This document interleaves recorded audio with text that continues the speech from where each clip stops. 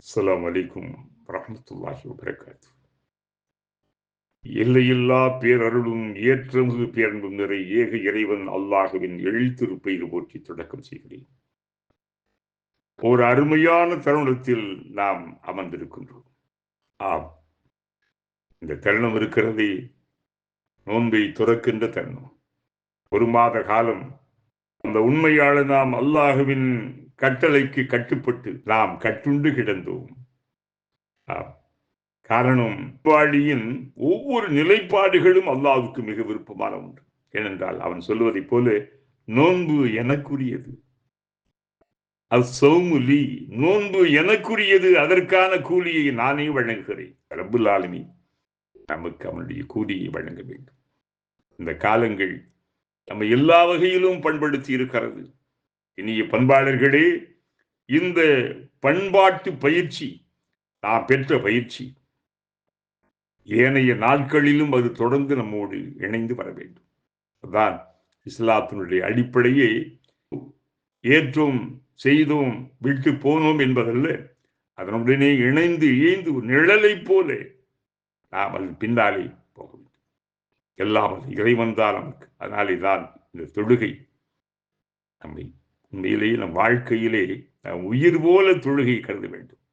உத்தம திருத்தூதர் நோய்வாய்ப்பட்டு தன் வாழ்க்கையின் விளிம்பில் இருந்த வேளையில், நடக்க முடியாத வேளையில், தோழர்கள் ஹசரத் அலி ரலியல்லாஹு அவர்கள், ஹசரத் ஃபதுல் இப்னு அப்பாஸ் இருவருடைய தோள்களிலும் கைகளை போட்டுக்கொண்டு அப்படியே கால்கள் பூமியிலே படர படர அப்படியே தொழச் சென்றார்கள். தன் வாழ்க்கையின் விளிம்பிலே சொன்னார்கள், அஸ்ஸலாத் அம்மா மலக்குத் ஐமானுக்கும், தொழுகையை தொழுது கொள்ளுங்கள். உங்களுக்கு கீழே இருக்கின்ற அந்த மக்களை நீங்கள் பேணி பாதுகாத்துக் கொள்ளும். இறை தூதத்தின் வாழ்க்கையை முடித்து வல்ல இறைமழும் செல்ல முற்பட்ட வேளையில் இறுதியாக அவர்கள் கண்டு மகிழ்ந்த ஒரு காட்சி தம் தோழர்கள் ஜமாத்தாக தொழுத அந்த காட்சி தான். அதனாலே தான் வாழ்க்கையிலே தொழுகை மிக உன்னதமானது. மறுமையில் நிச்சயமாக அல்லாஹ் நம்மிடத்தில் முதலாக கேட்கப்பட இருப்பது தொழுகைதான். நல்ல உள்ளங்களே, தொழுகை உன்னதமானது.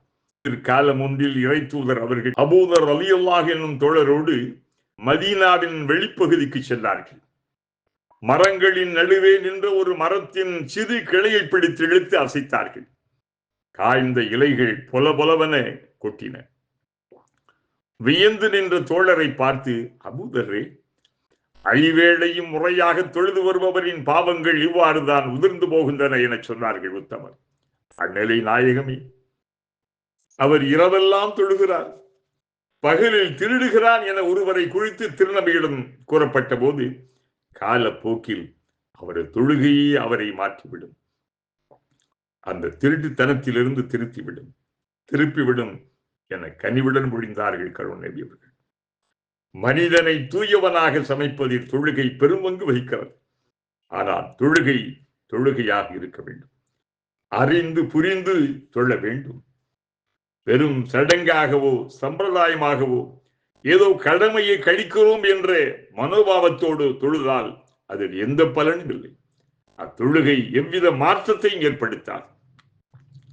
மின் இணைப்பு இல்லாத பல்புகள் வெளிச்சம் தராதது போல் ஆகிவிடும். தொழுகை அதற்குரிய ஒழுங்குமுறையுடன் நிறைவேற்றப்பட்டால் நிச்சயம் அது மனிதனை தீங்கில் இருந்து அது பாதுகாக்கும், தீமையை செய்ய விடாமல் தடுத்துவிடும். என்னை நினைவுபடுத்திட தொழுகையை நிலைநிறுத்துகிறாக. குர்ஆன் நம்மை படைத்து பாதுகாக்கும் இறைவனை நினைப்பது, அவனுக்கு நன்றி கூறுவது இதயம் உள்ள ஒவ்வொரு மனிதன் மீதும் கடமையாகும். அவ்வாறு நன்றி செலுத்த தொழுகையே அருமையான வாய்ப்பாகும். தொழுகையின் மூலம் தன்னை நினைவுபடுத்தும்படி படைத்தவனை விரும்புகிறார். நன்றியுள்ள அடியானின் நற்காணிக்கை தொழுகை. இரவெல்லாம் நின்று தொழுது வணங்கி கால்கள் எல்லாம் வீங்கி சிவந்து போன பொன்மன செம்மல் புனித நபி முஹம்மது ஸல்லல்லாஹு அலைஹி வஸல்லம் அவர்களை பார்த்து இரக்கமுற்று மனம் கசிந்து, அல்லாஹ்வின் தூதரே, எந்த பாவங்களையும் எண்ணியும் பார்த்திராத தாங்கள் இந்த அளவுக்கு கால்கள் வீங்கி சுரக்கும் வரை சிரமம் எடுத்து இரவெல்லாம் தொழத்தான் வேண்டுமா என்று அவருடைய அன்பின் வாழ்க்கை துணைவி அறிவின் தென்றல் ஆயிஷா ரலியல்லாஹு தஆலா அன்ஹா அவர்கள் கேட்டபோது நபிகளார் சொன்னார், ஐஷாவே, என் இறைவனுக்கு நான் நன்றியுள்ள அடியானாக ஆக வேண்டாமா? செஞ்சொல்லால் செப்பிய செம்மல் நபியின் கொஞ்சும்படி நம் நெஞ்சை நிகழச் செய்கிறது. இறைவனால் மிகச்சிறந்த அடியாராக மனித இனத்தின் மகத்துவமிக்க மாசில்லா மாணிக்கமாக தேர்ந்தெடுக்கப்பட்ட திருத்தூதர் முஹம்மது ஸல்லல்லாஹு அலைஹி வஸல்லம் நம் நன்றி பெருக்கை வெளிப்படுத்த தொழுகையைத்தான் தேர்ந்தெடுத்தார்கள். எல்லா தொழுகைகளையும் பேணி தொழுங்கள், குறிப்பாக நடுத்தொழுகையையும் பேணி வாருங்கள். தொழுகையில் அல்லாஹ்வின் திருமுன் முற்றிலும் அடிபணிந்தவர்களாக அச்சப்பாட்டோடு நெல்லுங்கள். அல் குர்ஆன். நீ பண்பாளர்களே, தொழுகையினுடைய அருமைகளை நாம் சொல்லிக் கொண்டு போனால் அதனுடைய மகிமை வார்த்தைகளாலே வடித்து விட முடியாத ஒன்றாக இருக்கிறது. அதாலேதான் நமக்கு வாழ்நாள் நிர்ணயிக்கப்பட்டு விட்டது, மரணம் தீர்மானிக்கப்பட்டு விட்டது.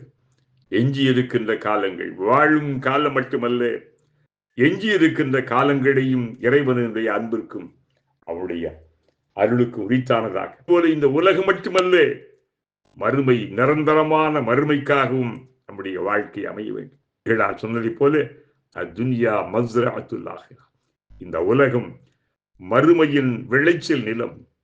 நிலத்தை நாம் முறையாக பண்படுத்துகின்ற போது, அதில் முறையாக விதைத்து நாம் நீர் வாய்ச்சுகின்ற போது, உரமிடுகின்ற போது நல்ல மகசூல் தருவதைப் போல உலக வாழ்க்கையில் நாம் ஆற்றுகின்ற அமல்கள், நல்லற செயல்கள், இபாதத்துகளை எல்லாம் மறுமையில் நாம் நிச்சயம் அறுவடை செய்வோம்.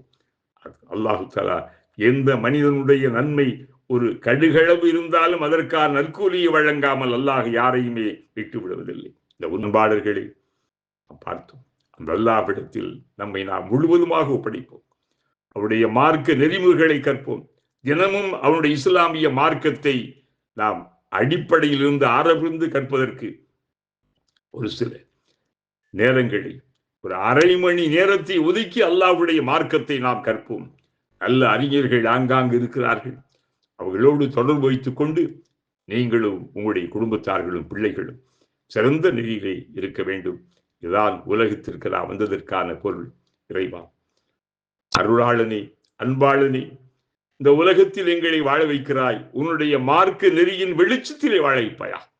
குர்ஆனுடைய ஒளியில், நபியினுடைய வழியில் உன்னுடைய வாழ்க்கை அமைந்து மண்ணுலகிலும் உன்னுடைய மார்க்கம் வெல்லுகின்ற அளவிற்கு, இந்த மண்ணுலகத்திலே மனித குலம் தூய்க்கின்ற அளவிற்கு அன்பு, அமைதி, அறத்தோடு இந்த மண்ணுலகிலே மனிதர் வாழ்வதற்கு மனிதனை சிந்தனை எங்களுக்கு அல்வாயாக. برحمتك يا أرحم الراحمين والحمد لله رب العالمين. السلام عليكم ورحمة الله وبركاته.